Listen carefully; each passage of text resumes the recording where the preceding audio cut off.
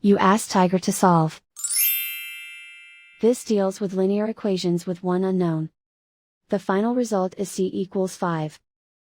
Let's solve it step by step. Simplify the expression.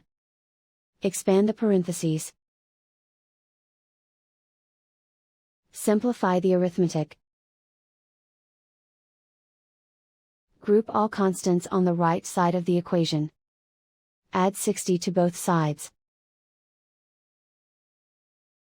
Simplify the arithmetic.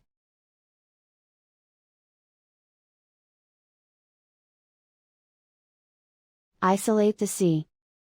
Divide both sides by 6. Simplify the fraction.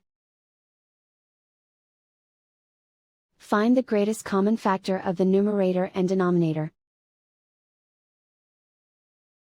Factor out and cancel the greatest common factor. And so the final result is c equals 5.